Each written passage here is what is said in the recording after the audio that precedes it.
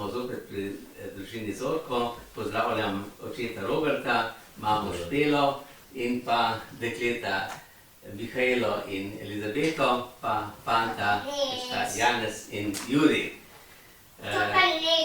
Tako bomo nocoj se zopet srečali z eno zgodbo iz Svetega pisma in bomo začeli, tako kot vedno, da bi slišali Božjo besedo, najprej s molitvijo s kesanjem. V imenu Očeta in Sina in Svetega Duha. Amen. Moj Bog, žal mi je, da sem grešil in žalil Tebe, ki si moj najboljši oče. Trdno sklenem, da se bom poboljšal, pomagaj mi s svojo milostjo. Amen. Tako, zdaj pa še zmolimo Oče naš in Zdravo Marijo, da bomo tako tudi odprti za vse te navdihe Božje besede, ko bomo pravkar slišali eno zgodbo iz Nove zaveze. Oče naš, ki si v nebesih, posvečeno bodi Tvoje ime, pridi k nam Tvoje kraljestvo, zgodi se Tvoja volja, kako v nebesih, tako na zemlji. Daj nam danes naš vsakdanji kruh in odpusti nam naše dolge, kakor tudi mi odpuščamo svojim dolžnikom, in ne vpelji nas v skušnjavo, temveč reši nas hudega. Zdrava Marija, milosti polna, Gospod je s teboj, blagoslovljena si med ženami in blagoslovljen je sad Tvojega telesa, Jezus. Sveta Marija, Mati Božja, prosi za nas grešnike, zdaj in ob naši smrtni uri. Amen. Slava Očetu in Sinu in Svetemu Duhu, kakor je bilo v začetku, tako zdaj in vselej in v vekov. Amen. No, zdaj bomo prisluhnili še eno zgodbo o Janezu Krstniku, in sicer kako ga je Herod dal umoriti. Čas je tekel, Janez Krstnik pa je bil še vedno vklenjen v svoji temni ječi. Herod se je za svoj rojstni dan odločil, da bo priredil zabavo. Pripravil je obilico jedače in pijače ter povabil ugledne goste. Ko so se gostje najedli in napili, so polegli po blazinah v pričakovanju zabave. V dvorano je tedaj stopila Herodijadina lepa hči Saloma in se ponudila, da kralju in njegovim gostom zapleše. S svojim plesom je gledalce prevzela. Ko je glasba potihnila, se je Saloma ljubko priklonila pred kraljem. Gostje so navdušeno ploskali in vzklikali. Herod je bil od vina in razburjenja bezzardel. Za tvoj ples te moram nagraditi, je vzkliknil. Izberi karkoli hočeš in prisežem, da ti bom željo izpolnil. Saloma je brez odgovora smuknila iz dvorane ter poiskala svojo mater. Le kaj naj ga prosi? Herodijada ni premišljevala. Prosi za glavo Janeza Krstnika, je z zlobnim užitkom naročila svoji hčerki. Saloma je pohitela nazaj v dvorano, polno gostov. Podari mi, prosim, glavo Janeza Krstnika na pladnju. In to takoj, je rekla. Herod se je zgrozil. Nikakor ni želel smrti tako dobrega človeka. Če pa ne bi izpolnil, kar je obljubil, bi se počutil bednega, potem ko so služabniki in gostje slišali njegovo obljubo Salomi. Razžalostil se je, a je vseeno poslal uječa vojaka, ki naj bi Janeza obglavil. Herodijada je bila zadovoljna. Uspelo ji je utišati človeka, ki je uničeval mir, ker je spominjal njenega greha. Janezovi prijatelji pa so bili potrti. Z morišča so odnesli njegovo telo in ga z vsem spoštovanjem pokopali. Tudi Jezus je bil žalosten, kajti Janeza je prisrčno ljubil. Tako, smo slišali zdaj tole, kaj se je potem zgodilo, ko je bil Janez Krstnik dolgo časa v ječi. Herod bi ga verjetno rad izpustil, ampak Herodijada ni želela, ne? Zato je moral biti tam čisto zadaj, na temnem prostoru, da ni nobenega pravzaprav motil, nobenemu ni mogel nič pripovedovati, nič oznanjati. In včasih se zgodi tako v življenju, da nas tudi kdo pritisne, pa ne moramo na glas povedati, ampak Bog ima svoj načrt in tako se je zgodilo tudi tukaj, ko je Janez Krstnik že potem obukoval, kaj se bo zgodilo, kako bo, da ga tudi Bog da ga je Bog pozabil, da ga noče rešiti, da ga ne more rešiti, kaj vse se mu je vpletel takrat v glavi. No, je pa enkrat slišal, da je eno veliko praznovanje. Kaj se je dogajalo v hiši? Ples je bil, pa zabava. Ja. Zaradi česa pa je bila to, ta ples pa zabava? Herod rojstni dan. Ja, Herod je imel rojstni dan in je povabil svoje prijatelje na rojstni dan. In kaj so tam molili? Ne, kaj pa? Zabavali so se, pili, peli, hecali, ne, in tako, jedli, seveda, in tako. No in potem so imeli tudi glasbo, plesali, in kdo je pa plesal tudi na tej zabavi? Saloma. Saloma je bila pa kdo? Kraljeva hči. To je bila od Herodijade hčerka, ne? Od kralja pa ni bila prava hčerka to, ne? Ampak je bila pa dekle, že velika, tako lepa dekle in je zelo lepo plesala in kralju je bila všeč in tudi vsem gostom, ki so jo gledali in občudovali, kako lepo je zaplesala. No in kralj je dal eno plačilo. Kakšno plačilo? Krstnikovo glavo. Ja, najprej je rekel, ti dam, kar boš prosila. En dar, ne? Kaj je rekel, koliko velik dar si lahko zaželi? Karkoli. Karkoli, do polovice kraljestva. Do polovice kraljestva, to je pa veliko, ne? No in Saloma ni vedela, kaj bi si zaželela, kaj bi ona si rada imela.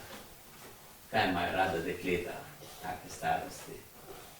Zlate, uhane, nakit, dragulje, pa tako naprej, pa še kakšne druge take stvari, lepe obleke in ja, pa še kakšno hišo kje, pa še kakšno palačo in take stvari, ne. Ampak je rekla, ne vem, kaj bi in je koga šla vprašati? Mamico. Mamo Herodijado je šla vprašati, kaj naj izbere. Ne? In kaj je pa mama rekla?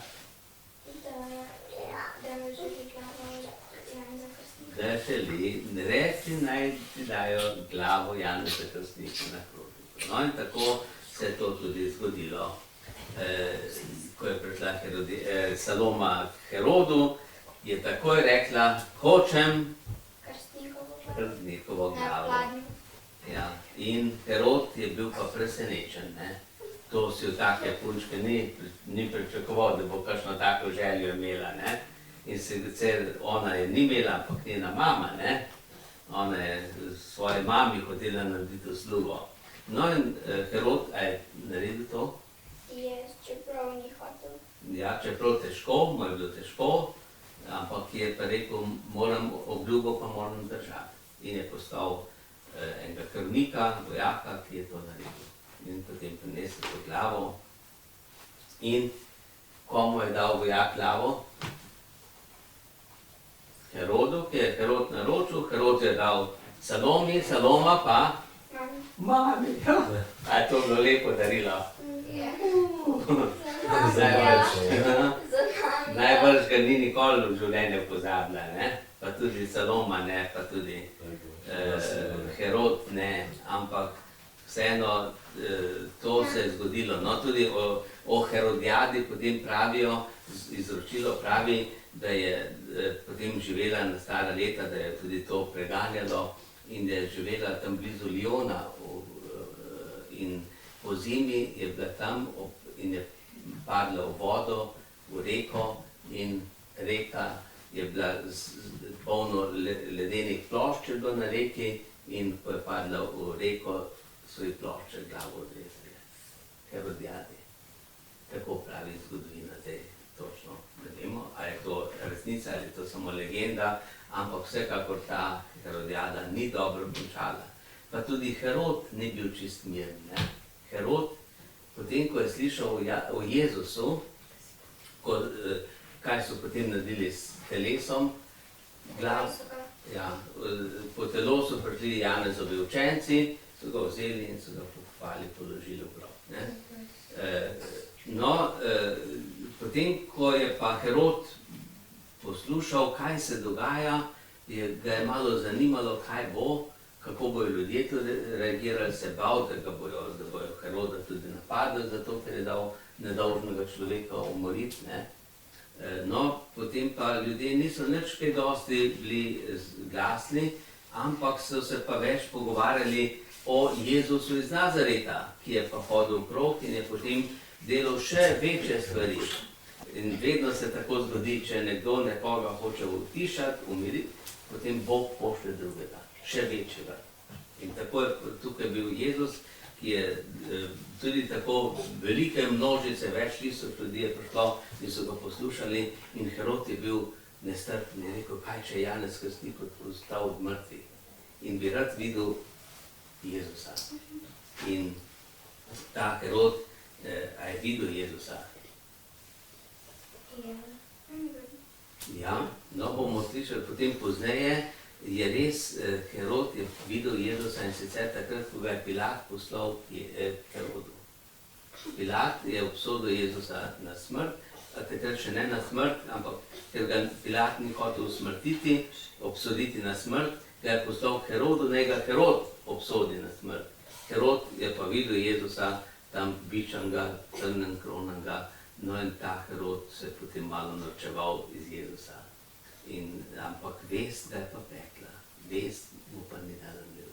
In tako mnogi ljudje, ki kaj slabega naredijo, jih potem vest peče. Potem vidijo v vsakem človeku, v vsakem takem dogodku, in jih je strah.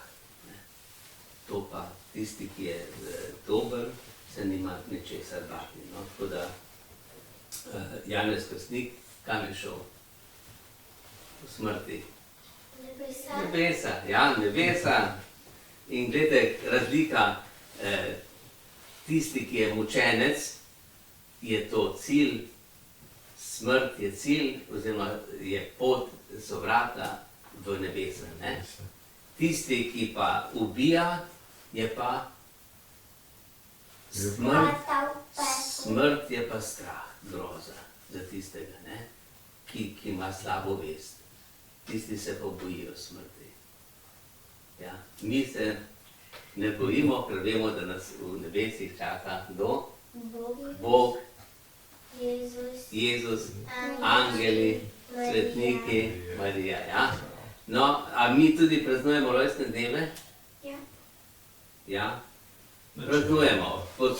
Zdaj danes malo več, včasih pa niso tako praznovali rojstnih dnevov, ampak so praznovali kristjani kaj? Godovni dan, ja. Godovni dan. God je dan našega nebeškega zavetnika in tudi našega priprošnika. To je ena stvar, da praznujemo godove, da imamo god, zdaj imaš ti god? Elizabeta, novembra, ja. Septembra. Mihaela, septembra, ja. Janez, Krstnik, Kres, junija. Jurij, pa aprila, tako. No, vsak ima enega zavetnika in takrat praznujemo god, Pa še en dan praznujemo, ki je pomemben. Za nas, kristjane, je pomemben še dan Svetega Krsta. Takrat, ko smo bili krščeni. In to je pa dobro, da vemo, kdaj smo bili krščeni. Sem bila tudi septembra. No, malo po rojstvu, Jaz sem bila pa na Pashi. Za veliko noč, lepo. Dobro, no, tako da bomo tudi mi se spomnili vsako leto, kdaj smo bili krščeni, se takrat Bogu zahvalili in ga prosili, da bi se enkrat pridružili našim zavetnikom v nebesih.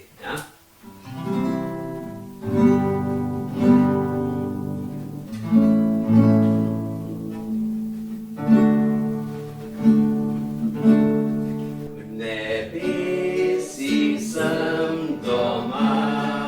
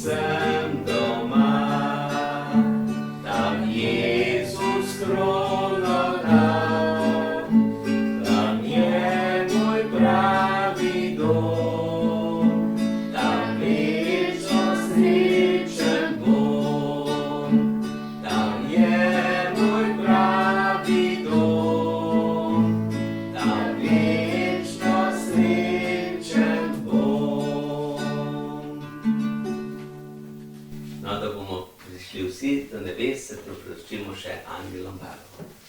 Sveti angel, varuh moj, bodi vedno ti z menoj, stoj mi noč in dan na strani, vsega hudega me brani. Prav prisrčno prosim te, varuj me in vodi me. Amen. Gospod z vami, In s tvojim duhom. blagoslov vsemogočnega Boga, Očeta, Sina in Svetega Duha, naj pride nad vas in naj vedno med vami ostane. Amen. Amen.